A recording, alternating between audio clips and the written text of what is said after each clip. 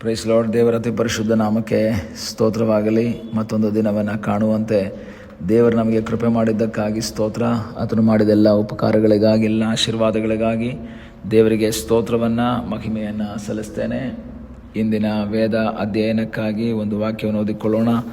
ಆದಿಕಾಂಡ 22ನೇ ಅಧ್ಯಾಯ 3ನೇ ವಾಕ್ಯ.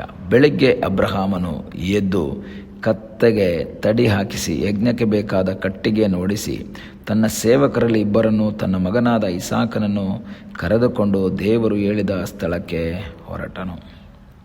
ದೇವರ ವಾಕ್ಯವನ್ನು ನಾವಿಲ್ಲಿ ಓದುವಾಗ ನಮಗೆ ಗೊತ್ತಾಗ್ತದೆ, ಬೆಳಿಗ್ಗೆ ಅಬ್ರಹಾಮನು ಎದ್ದು ಕತ್ತೆಗೆ ತಡಿ ಹಾಕಿಸಿದನು.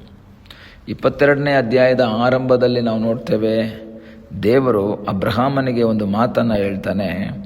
ನೀನು ನಿನ್ನ ಮಗನು ಅಥವಾ ನಿನಗೆ ಪ್ರಿಯನಾಗಿರುವ ಒಬ್ಬನೇ ಮಗನಾದ ಇಸಾಕನನ್ನು ತೆಗೆದುಕೊಂಡು ಮೋರಿಯ ದೇಶಕ್ಕೆ ಹೋಗಿ ಅಲ್ಲಿ ಅವನನ್ನು ಯಜ್ಞ ಮಾಡು. ನೋಡಿ, ಎಂಥ ವಿರೋಧಾಭಾಸವಾಗಿದೆ ದೇವರ ಈ ಮಾತು. ಯಾಕೆಂದರೆ 12ನೇ ಅಧ್ಯಾಯದಲ್ಲಿ ದೇವರು ಅಬ್ರಹಾಮನಿಗೆ ಹೇಳ್ತಾರೆ, ನೀನು ನನ್ನನ್ನು ಹಿಂಬಾಲಿಸಿ ನಾನು ತೋರಿಸುವಂಥ ದೇಶಕ್ಕೆ ಹೋಗಬೇಕು. ನಿನ್ನ ಜನಾಂಗಗಳನ್ನು, ಇನ್ನ ಸಂತತಿಯನ್ನು ದೊಡ್ಡದಾಗಿ ಮಾಡ್ತೇನೆ, ಅನೇಕ ಜನಾಂಗಗಳಾಗಿ ನಿನ್ನನ್ನು ಮಾಡ್ತೇನೆ ಅಂತ ಹೇಳ್ತಾರೆ. 75ನೇ ವರ್ಷದಲ್ಲಿ ಈ ಒಂದು ವಾಗ್ದಾನ ಕೊಟ್ಟು ಅವನಲ್ಲಿಂದ ಹೊರಡ್ತಾನೆ. ಆದರೆ ದೇವರು ಅವನಿಗೆ ಮಕ್ಕಳನ್ನೇ ಕೊಟ್ಟಿರಲ್ಲ. ಮಕ್ಕಳನ್ನೇ ಕೊಡದೇ ಇದ್ದಂತಹ ಸನ್ನಿವೇಶದಲ್ಲಿ ದೇವರ ಸನ್ನಿಧಾನದಲ್ಲಿ ಪ್ರಾರ್ಥನೆ ಮಾಡುತ್ತಾ ಕಾಯ್ತಾ ದೇವರ ವಾಗ್ದಾನಕ್ಕಾಗಿ ಕಾಯ್ತಾ ಇದ್ದಂತಹ ಅಬ್ರಹಾಮನ ಜೀವಿತದಲ್ಲಿ 100ನೇ ವರ್ಷದಲ್ಲಿ ಒಬ್ಬ ಮಗ ಹುಟ್ಟುತ್ತಾನೆ.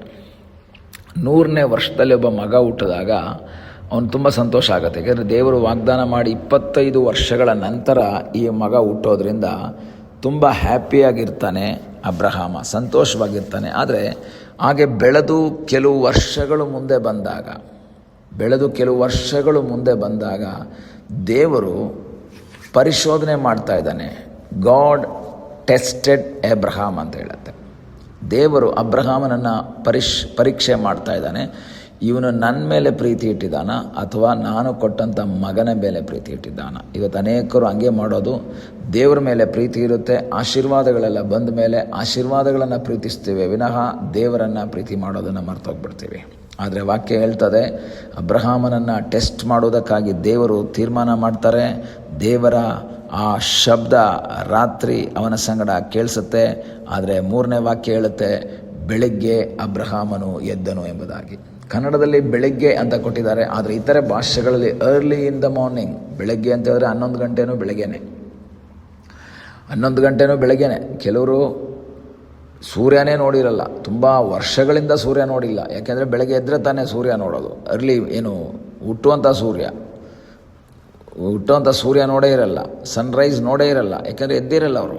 ಸೂರ್ಯ ಎದ್ದು 8 ಗಂಟೆ 9 ಗಂಟೆಗೆಲ್ಲ ಎದ್ದೇಳುವಂಥ ವ್ಯಕ್ತಿಗಳಿದ್ದಾರೆ. ಆದರೆ ಅಬ್ರಹಾಮ ಏನು ಮಾಡ್ತಾನೆ, ದೇವ್ರು ಹೇಳಲಿಲ್ಲ ಅವನಿಗೆ ಇವತ್ತೇ ಮಾಡು ಅಂತ, ಸೊ ನಾಳೆ ಬೆಳಗ್ಗೆನೇ ಹೋಗಬೇಕು ಅಂತ ಹೇಳಲಿಲ್ಲ, ನೀನು ನಿನ್ನ ಮಗನನ್ನು ಯಜ್ಞ ಮಾಡಬೇಕು ಅಂತ ಹೇಳಿದ್ರು. ಆದರೆ ಅಬ್ರಹಾಮ ಒಂದು ತೀರ್ಮಾನ ಮಾಡ್ತಾನೆ, ದೇವರು ನನಗೆ ಹೇಳಿದ್ದಾರೆ, ನಾನು ಅದನ್ನೇನು ಮಾಡಬೇಕು, ಇಮ್ಮಿಡಿಯೇಟ್ ಆಗಿ ಮಾಡಬೇಕು, ಬೇಗನೆ ಮಾಡಿಬಿಡಬೇಕು ಅನ್ನೋ ರೀತಿಯಲ್ಲಿ ಅರ್ಲಿ ಇನ್ ದ ಮಾರ್ನಿಂಗ್ ಅಂತ ಇತರ ಭಾಷೆಗಳಲ್ಲಿ ನೋಡ್ತೇವೆ. ಕನ್ನಡದಲ್ಲಿ ಬೆಳಗ್ಗೆ ಅಂತ ಕೊಟ್ಟಿದ್ದಾರೆ. ಅರ್ಲಿ ಇನ್ ದ ಮಾರ್ನಿಂಗ್ ಅವನು ಎದ್ದೇಳ್ತಾನೆ. ಬೇಗನೆ ಎದ್ದು ಅವನೇನು ಮಾಡ್ತಾನೆ, ದೇವರ ಆ ಆಜ್ಞೆಯನ್ನು ನೆರವೇರಿಸುವಂತಹ ಒಂದು ಪ್ರಯತ್ನವನ್ನು ಮಾಡ್ತಾನೆ.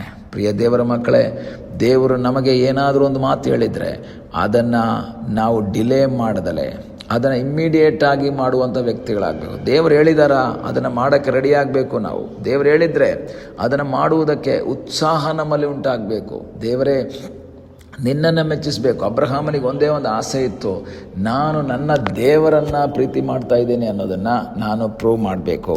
ಅವನಿಗೆ ಗೊತ್ತು, ಬೆಳಗ್ಗಿನ ಅವತ್ತು ಲೇಟಾಗಿ ನಿರಾಶೆಯಾಗಿ ತಲೆ ಕೆಡಿಸ್ಕೊಂಡು 8 ಗಂಟೆಗೆ 9 ಗಂಟೆಗೆ ಎದ್ದು ಹೋಗ್ಲಾ ಬೇಡವಾ ಆ ರೀತಿಯಲ್ಲ.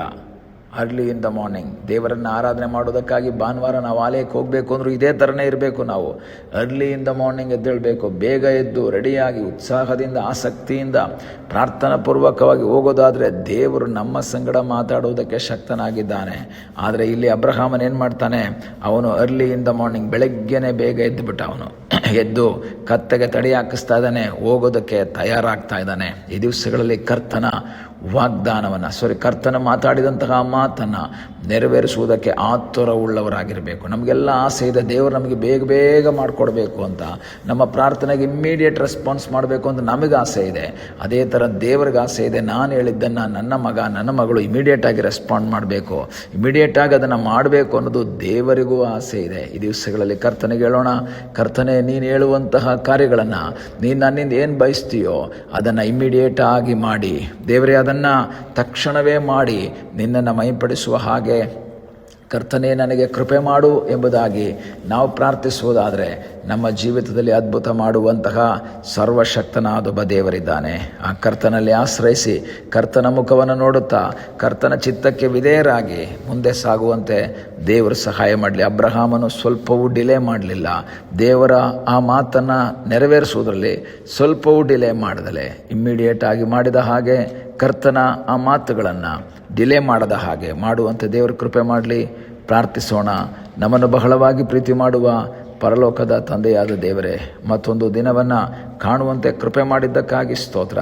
ದೇವರೇ, ನೀನು ನಮ್ಮಿಂದ ಬಯಸುವಂತಹ ಕಾರ್ಯಗಳನ್ನು ನಂಬಿಗಸ್ತರಾಗಿ ಇಮ್ಮಿಡಿಯೇಟಾಗಿ ಮಾಡಿ ನಿನ್ನ ಮೆಚ್ಚುಗೆಯನ್ನು ಪಡೆದುಕೊಳ್ಳುವಂತೆ ಕರ್ತನೇ ನೀನು ನಮಗೆ ಕೃಪೆ ಮಾಡು ಎಂಬುದಾಗಿ ನಾವು ಪ್ರಾರ್ಥಿಸ್ತೇವೆ. ಪ್ರಾರ್ಥನೆಯನ್ನು ಕೇಳಿದ್ದಕ್ಕಾಗಿ ನಿನಗೆ ಸ್ತೋತ್ರ.